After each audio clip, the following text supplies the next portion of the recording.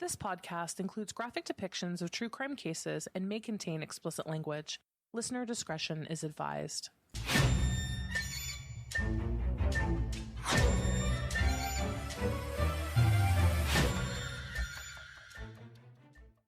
Hello, everyone, and welcome to a new episode of We Saw the Devil. This is Robin. And this is Jackie. And this is a mini episode update on the Lori Vallow case and new filings, new happenings that have happened so far this week, as well as our response to Love Has Won. Oh, it's been a weird week, you guys. It's been a struggling week. Do you want to talk about the fires, Jackie? They're not only in our hearts, but they are like in our living room, completely in our living room, it feels like. The air has been so toxic. It's been toxic sludge in your lungs. So if any of you have been keeping up with the news, Oregon is completely on fire, much like Northern California. And Oregon in particular has had the worst air quality in the world. It has been terrible, let me tell you. We've had to completely seal up the house with duct tape and trash bags.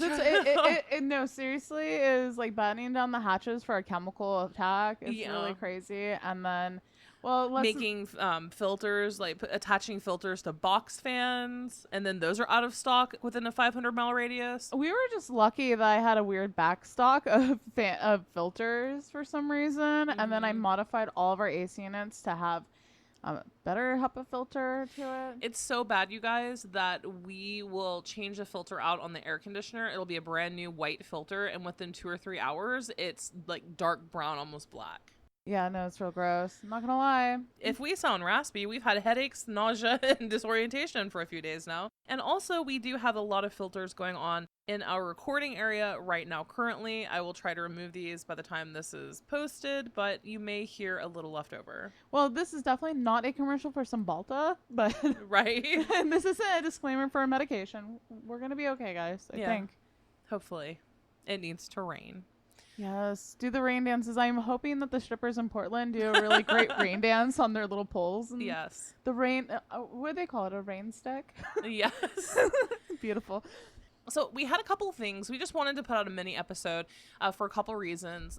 Number one, Love Has Won went on Dr. Phil. We had Mother God, Amy herself, appeared on Dr. Phil in not only a 1-episode series, two-part series. Yes, it was as crazy as you can imagine. I love that Dr. Phil was trying to keep a straight face, but he was obviously angry half the time. He was unimpressed, to say the least. Also, for those of you who follow us on Facebook or social media, we posted it everywhere because we died laughing so hard. Love Has Won actually commented on our YouTube channel on the episode that we posted there. They were a little upset. I can honestly say that no one has ever told me that I'm going to crap myself. I'm really proud of you. Yeah. I thought that you were doing better at holding in your density, and then now Portland suffers because you're letting your density out. Maybe it is us. Maybe we're holding on to our densities so hard that we cause these fires, Jackie. I think so. Because that's apparently what they believe is if you hold in your density, you're holding on to the lower vibrations and you're just a crap person overall. So Love Has Won decided to give our YouTube channel a little visit. Their comments are there if you want to interact with them or ask them why they say that we need adult diapers. I've always wanted adult diapers. I'm kidding. Here's the thing is that it's not funny, you guys. Love Has Won is targeting a particular group of people who need adult diapers. It's really, really sad, to be honest with you, and especially after seeing them on Dr. Phil, some of the footage of how they manipulate and verbally abuse their followers. I mean, we don't know physically as of yet. We know she physically abuses animals. Yeah, that was revealed. It's horrifying. So we would like to take a moment to talk about Love Has Won, and then we'll discuss a few Lori Vallow updates. Let's start with Love Has Won. So for those of you who just listen through Apple or just Audible podcast, they left a review for us. And it says, I'm going to read this because it's hilarious. Oh, please. Can you animate your voice as you read it? I don't think I can sound that high. Okay, well, so we'll be back in a brief moment when Robin is high as hell. Yeah. Just kidding. So someone by the name of Sunshine Love, now they are all over their channel as well as on their Facebook, and we think that this person goes by the name of Ricky. Unsure, but we're about 90% sure. And this person says, quote, "You two are horrifying. You two definitely are holding on to your density while sounding like high school Valley Girl airheads. We are going through a planetary ascension, whether you are aware of it or not. Have you looked at any of the 1,400 videos? You obviously don't understand anything on a multi-dimensional level. Judge not, good luck." With a clover. We got a clover. We did. "Reharding you. The Galactic Federation of Light records all of humanity in all moments, even in your most private moments. Lovehasone.org." I love that it says moments, as in it's spelling out mom. It's caps. moments. Moments. The Galactic Federation, Star Wars, year 2021, 2020. We need the music. I know. I'm about to get the Death March going for my moment. For my moment. And then they replied 2 more times to that comment. They said, "Love has won, joy reigns," with a bunch of multicolored hearts. And then my all-time favorite comment, I'm going to print this out, have it printed on like maybe even canvas, frame this bitch and put it on my wall. It says, "Time for you to stock up on adult diapers," with a poop emoji. "This Ooh. is slander. Perhaps you should interview Love Has Won instead of slandering." Well, here's the thing. For this, we did a lot of research. We looked up things that previous members have said. I actually did. In replying directly to you, Love Has Won, I did watch a lot of your videos. I actually watched a couple dozen of them to understand directly from your own mouths what you are saying. So there was no slander here. We used a combination of your own videos, things that Mother God Amy herself has said, as well as a news article on the group as a whole, how you left a man to die in the desert, and other things. And, now there's even more stuff to talk about with your appearance on Dr. Phil. You know what I don't understand out of all of this? What's that? I don't understand how somebody can blindly follow just somebody saying that they are something without proof. Mm-hmm. There's no proof of anything. Mm-hmm. Okay, at least science is tangible. At least you know that you have air, because without it you can't breathe, you can't live. So you mean to tell me you're going to die without this abuse? But a lot of them don't see it as abuse. And, here's the thing, right? I went all the way back in doing research for our previous episode, and I watched the very early episodes of Amy and from Love Has Won. And you know what, guys? She was beautiful. She looked normal. She spoke articulately. And I truly believe that this was almost just like some sort of self-introspective, self-help thing gone like horribly wrong. She clearly suffers from addiction issues. A lot of the followers probably currently, obviously, suffer from addiction issues. There's a new video on YouTube, actually, that was posted last week that has a young follower, goes by the name of Christian. If you look it up on YouTube, it says like Christian breaks the script on Love Has Won.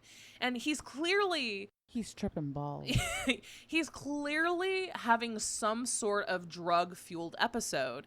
And my money is on hallucinogen. And he actually had to be removed by other Love Has Won followers off the set. Why they still publish that up, I will never know. You mean their little like cheesy backdrop of her? Yeah. It's just so sad, but it's been a learning curve, and we've been doing our deep dive on you, and a lot of our information came directly from current or ex-followers and your own videos. So let's talk about the YouTube episode, Jackie. Oh, yes, please. Amy apparently agreed to speak with Dr. Phil, and her sister and mother have repeatedly been apparently messaging Dr. Phil asking for his help with Amy.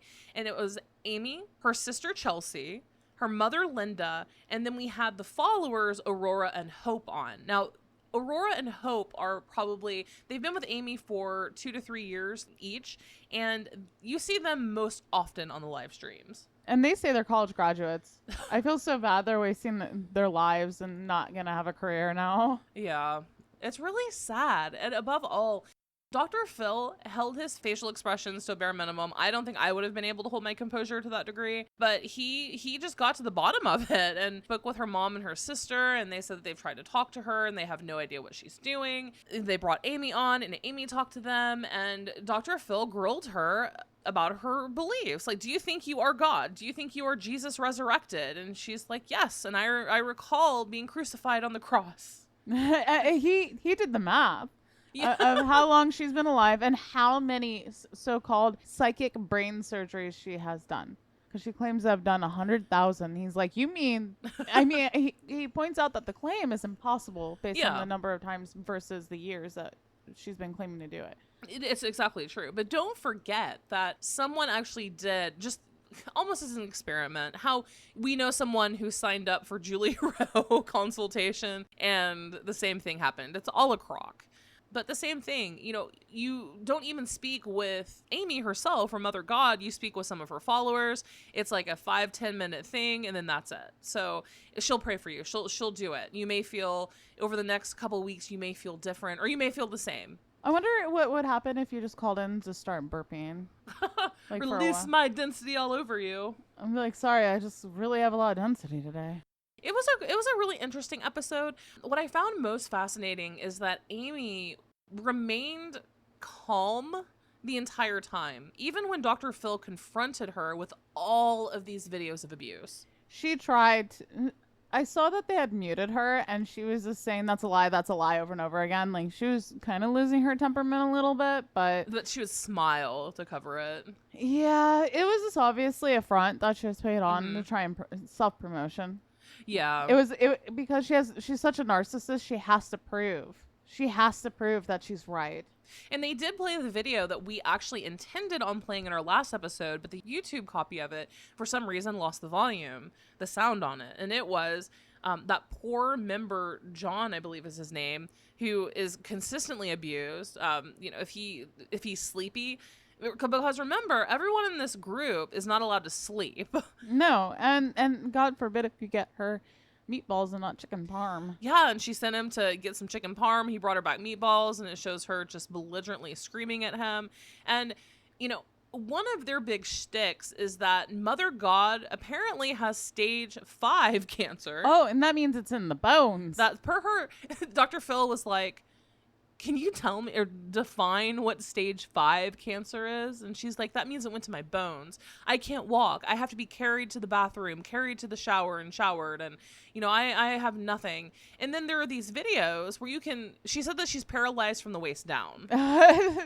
Which is such bogus because you see her kicking her legs. Yeah. And the video where she's screaming about her chicken parm, you literally see her waving her leg back and forth. It's just, it's a hot mess. It is a hot mess, but we know people who have cancer in stage 4, and we know people who are in wheelchairs, and it's disgusting what she's doing. What she is she drinks and does an incredible amount of drugs. What drugs? That hasn't ever been specifically discussed. We know cannabis, and in fact, there are followers on their live streams who smoke marijuana. But Amy, you can look at her physical like de-evolution and she's deterioration. She is a raging alcoholic, which she does admit she drinks. Marijuana is obvious, but there's something deeper going on here, and it's just heinously sad. And again, I urge any of you who may be listening, current followers of Amy, previous, if you still need a resource, Google Rising Above Love Has Won. They have a series of sources, and what they try to do is they try to cobble together sources for people. See, the thing about it is that people who go off to join cults, there aren't a lot of resources. If they're an adult, they can do whatever they want. That's right. And there are no resources for families at all, unless you spend thousands, sometimes tens of thousands of dollars on cult deprogramming specialists and psychiatrists and people who specialize in this. So they're trying to get together a host of resources for just your everyday person who you may be impacted by another group, you know, more so specifically this one, and getting your family and friends mentally safe and healthy. And I can't disagree with that. I want to say this is for hope in Aurora, is that regardless of what you say right now, people are going to hate you. People are not going to like you. But in reality, it's not your fault. And you Mhm. can get help. And if you need out, you should probably do it even if you feel like it's going against what you believe right now. Mhm. Because what you're doing is hurting yourself. Mhm. You're not helping yourself. You can see, especially with Hope and Aurora, that they want to do good in this world. Absolutely. I see goodness in their I heart. see kindness in their hearts. I really do. I see in their live streams that they want so badly to believe in goodness in this world. And it's heartbreaking. And they actually released yesterday with the part 1 series of Dr. Phil, because so many people watched it and started commenting and harassing them on Facebook and on their live stream. And people have thrown stuff at their windows. Yeah, in Hawaii, people busted out their windows. And, you know, especially on their live streams, people are harassing them. And they made a rebuttal video, basically, to all the haters and saying, we've sat quiet far too long and we're going to have the receipts. And so they attempted to start going and basically just how the show with Dr. Phil worked and how they were put into a bad light and try to define cult by using a Terrence McKenna quote on culture. I see what they're trying to do. You know, psychologically, even the cult expert on Dr. Phil pointed it out after Hope and Aurora started defending Amy. He was like, this is a very, very sad instance of cognitive dissonance that they're showing you right now, of trying to rationalize and prove to themselves that they are doing the right thing. And here's the thing is that they don't have proof of anything. They're doing this for nothing. It's for nothing. You're not going to improve your life. You're not going to gain anything. You're literally giving up your life and imprisoning yourself to the wants and needs of someone else entirely. And I'm sure you guys aren't going to be listening, but if you are trying to find something else to say negative about us, we do see the kindness in you. And I know it seems like the world is attacking something that you've devoted your life to and that you really currently truly do believe in. But sis, it's not the way. No, there's many other ways. Many, many, many other ways. Hell, take a fucking crystal healing. Yeah, there are other avenues for your spiritual enlightenment than this. And I'm sure that Amy has been kind to you. I'm sure in some ways that she has helped you through certain things in your life. You know what? I have friends that have done the same thing for me too. I'm not going to call them God. Or let them get away with child abuse, right, and then say, well, you don't know what you're talking about. Look, I understand that you want to take the high road. That was very diplomatic on Dr. Phil for you to be like, I don't think we're going to agree. But when someone sees a child abuse and a psychologist on public national TV is telling you that's child abuse in a kind way, maybe you should start opening your eyes a little bit. Open your mind. Again, we wish none of you ill will. It's really sad, and a lot of people have been affected by this group. We do see the kindness in a lot of you, and none of this is your fault, but you can make the change. So we hope all of you, current, past, or even people thinking about heading to Crestone or wherever they are, to please, please, please do your background research. Check out Rising Above Love Has Won or any other deprogramming or cult specialist that you can, and do not do that. Anything else on the topic of Love Has Won, Jackie? No. So on to Lori Vallow. So East Idaho News and Justin Lum have both reported this on the 16th. So if you recall, prosecutor Rob Wood filed a motion back on September 1st to combine the trials. This was no surprise. Everyone was expecting it. And so we were waiting on the response for that. Well, John Pryor, Chad's attorney, responded last week saying that it would be unfair to Chad to combine them. Well, Mark Means replied on Monday the 14th and says that he does not object to combining the trials. So Lori does not object to the joining of the trials. He also filed a motion to allow Lori to wear regular street clothes. So what exactly does this mean? This is a big deal. It is. So Chad, correct me if I'm wrong, Jackie, if you feel differently, but I feel like Chad in his pretrial hearing tried to start distancing himself from Lori, from being attached to Lori. John Pryor used terms like Mrs. Vallow, very, very key phrasing and language to separate the two of them. And he does not want their trials combined. Lori, on the other hand, with the motion by Mark Means recently, it seems like she's trying to tie herself up to Chad so her ship won't go down all by herself. Like she's trying to hitch herself to Chad. Maybe it could just be kind of a reminder to Chad of, hey, we're in this together. I don't know. I feel like the language that was used in the pretrial hearing, the preliminary, I believe that the language that was used by John Pryor seems to have this like kind of different feel to it. It was almost like they're trying to set Chad aside and be like, he's innocent, which means he's trying to do his job. To me, that means that he's trying to do his job and prove the innocence of Chad. And if he attaches himself to Lori, it sounds like there's more damning evidence potentially for Lori than there is Chad. Even though they found the bodies on Chad's property, which is kind of way more damning than would be for Lori, technically. It's going to be interesting. You know, we don't know exactly what evidence, physical evidence or digital evidence they have on Lori as of yet. And don't forget, Lori waived her pretrial hearing. She's like, nope, F it, let's just go to trial. And then Chad is the one who, as we discussed in our last mini update episode, you know, John Pryor filed a motion for dismissal, which they're probably going to hear in October, but it's a mess. But again, I will sit here and say that I do not believe that these trials are going to be joined. I truly do not believe that they are. Lori, I was not expecting Lori A to waive her pretrial, and B, I was not expecting Lori to not object to them joining the trials. So at this point, I'm done. I'm finished guessing, and we're just gonna have to ride this out. I wonder what they have on Lori then. That's all I care about, is what they have on Lori at this point. Again, I will say that I don't believe that there will be murder charges against the children for either Chad or Lori, but I do believe that we will potentially see murder charges for at least Lori with Charles Vallow, and then maybe for Tammy. It was unexpected, to be honest with you. A lot of people didn't expect Tammy's death. It came out of nowhere. Yeah, we talked to some of the people in Rexburg, and they're like, it was just so sudden. It didn't make sense. She was healthy.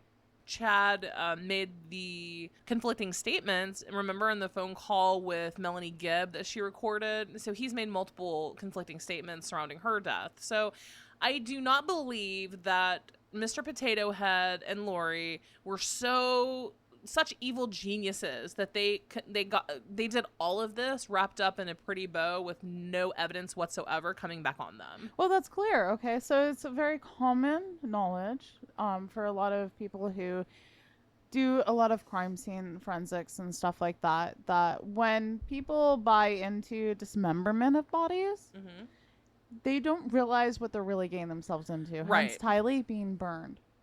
They thought that dismembering and burning her was a good idea at the time to try and get rid of their evidence in the body, and then they realized, oh my god, this is so messy, and they can't do it. You cannot incinerate a body in a bonfire. No, it's extremely difficult. It takes very high temperatures to do that. You'd have to build a very high temperature kiln almost, and even then you probably won't even be able to disintegrate the density of the heart and the brain. Here's the thing, right? Is this crazy? So they got themselves wrapped up into something they couldn't handle. And then there was, they've left so many loose ends on so many things. And then they have all these phones and then this and that. I just don't know how all this is going to play out with Alex being dead. I want to know why Melanie Pulowski has not been charged with anything, formerly Boudreaux. Where is Zulema? You know, when Tyson, I believe Draper is his name, went to Zulema's house there in Arizona and tried to confront her, and then he filed and got the police chest cam, and you hear Zulema say, well, and you know, the next couple weeks I'm slated to go talk to investigators in Rexburg. I think a lot of people are wondering if Melanie Pulowski had her baby yet. Yeah. Can anyone confirm or deny? I have heard that she has in fact had her baby. It's just, there's so many, all of these players, guys, there's so many players in this entire thing, and nothing's happening. And it's crazy to me. You have E.T. on the Cox side. Yeah. Who could be like the backstory of the evil behind Lori, to be honest with you. Janice is who we're referring to. Janice. But yeah, so it's going to be a long haul. So before we get into the key dates that we have to look forward to, let's quickly talk about the clothes. So in this motion, Mark again said that he filed a motion to allow Lori to wear regular street clothes. And I've seen a lot of people talking everywhere, wait, wasn't that her right? That is her right. So the state cannot, consistent with the 14th Amendment, compel an accused to stand trial before a jury while dressed in identifiable prison clothes. Defendants, like Lori, have a right to wear street clothes and also not to be shackled when they are in front of a jury. There have even, speaking with multiple attorneys, There have even been high-profile death penalty cases where they've taken a defendant who may have stabbed or killed 2 or 3 people or one heinously, and they put them in like a V-neck sweater and some nice shoes, made them look all preppy, and they were spared the death penalty. Can you imagine Lori or Chad showing up to their trials in those gaudy orange jail suits with shackles around the waist and the ankles? It's a very unfair representation if you are innocent. Imagine for a moment you are innocent and you have to dress like you are not innocent.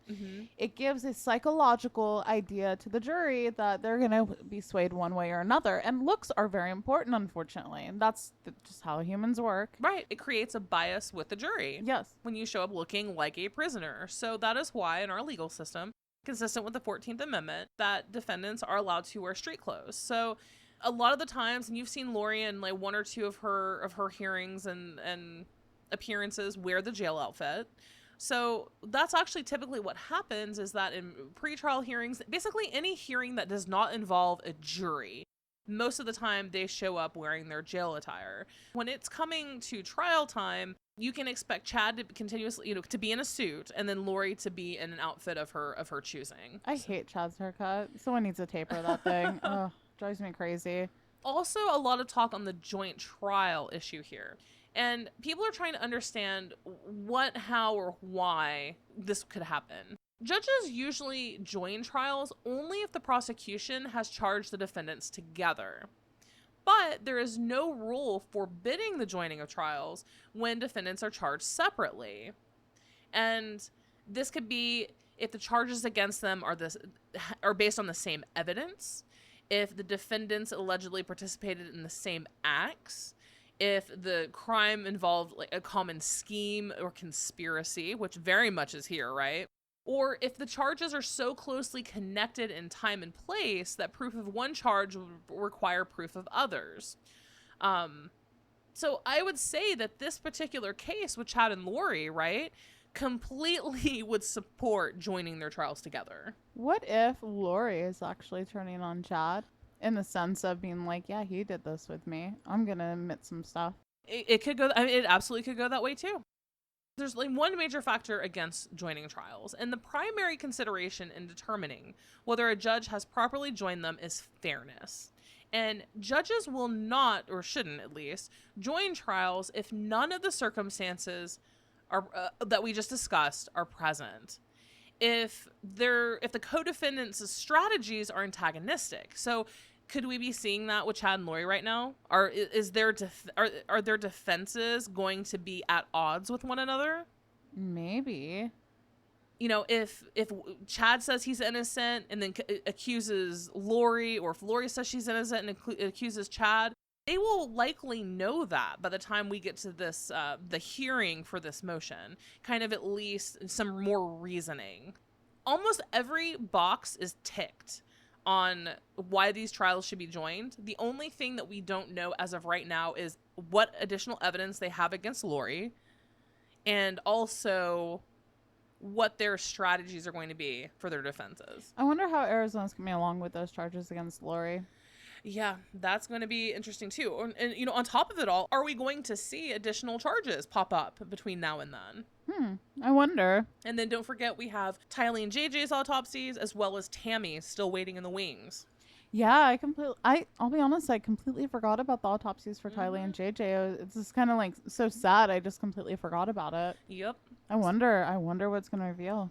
Same. Last piece here. Let's just go over a couple key dates. Let's start with Lori first. So her pretrial hearing conference is February 25th, and then her jury trial is set to run from March 22nd to April 2nd.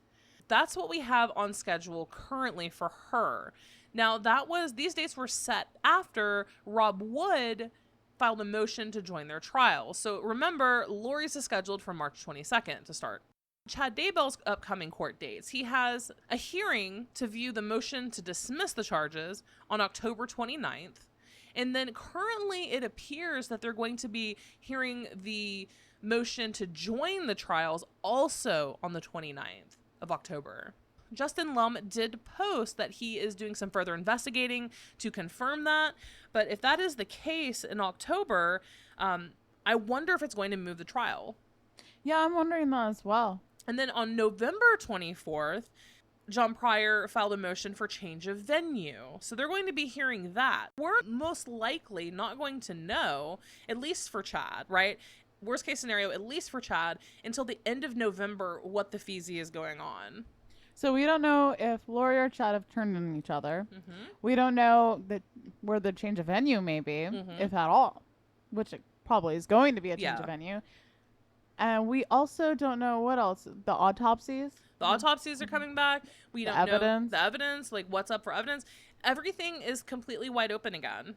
It's so frustrating because we all want to know. We all want to know. So I still want to know if Melanie Plasky is going to play in those. And then don't forget we had the 60 burner phones. Like they had to come up with some sort of evidence on those phones. They just didn't exist for no reason. It's going to be a mess. But to close this out, I actually was scrolling on Reddit and I saw that someone said, hey, does anyone know about Lori Vallow's shoplifting charges? I was listening to a podcast and they mentioned it. Well, that podcast was us. So first, thank you so much for listening. We love you. And secondly, yes, Lori committed theft in 1996. It was greater than $20, but lower than $500. We have access to multiple background and criminal check databases, and so we ran Lori, and this charge is still on her record. So we posted the screenshot of the background check for her that shows that particular charge. Now in 1996, correct me if I'm wrong, but she was actually pregnant with Colby. Yes. So I don't know what she needed so badly that her husband at the time couldn't help her pay for, or that she couldn't have purchased, but she did in fact have that on her criminal record. They were dismissed eventually, but she was in fact arrested and charged. Robin, the best time to be a thief is when you're pregnant. You got that baby bump to hide all the items. Right. I love that when thieves buy the fake baby bumps and then start putting crap inside it. That reminds me of our beloved Gina Osborne talking about the fake baby bumps she had as an FBI agent. If you want to hear a badass lady, check out Gina Osborne and Behind the Crime Scenes podcast. She is incredible. She's turning it up. She is. So that is it today. Just for our quick Lori Vallow update, we wanted to just talk about a couple things, as well as reply to and speak directly to those over at Love Has Won and talk about their appearance on Dr. Phil. That's it for now. We also have our first episode in our Heaven's Gate series. Heaven's Gate. So UFOs, castration, and all the rest.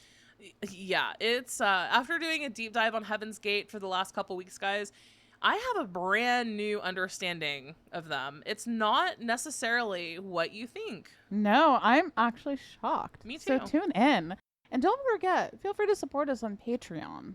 We have a Patreon, and for those of you who love the show and listen, we invite you to support our show financially for as little as $3 a month. We have things like postcards from around the world, merch, stickers, Patreon-only ad-free episodes, and things of that nature, and true crime goodies, too. So this month, the goodie was, because most of you have already received it, we sent out a true crime serial killer coloring book. Which is legit. It's a good quality one, too. You can color John Wayne Gacy and Ted Bundy and just color your troubles away.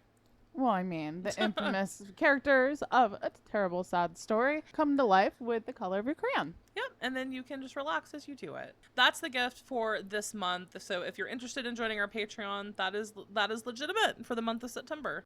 Check us out. Again, that's patreon.com/We Saw the Devil. You can find us on Facebook and Twitter at We Saw the Devil, and then on Instagram at We Saw the Devil Podcast. Until next crime.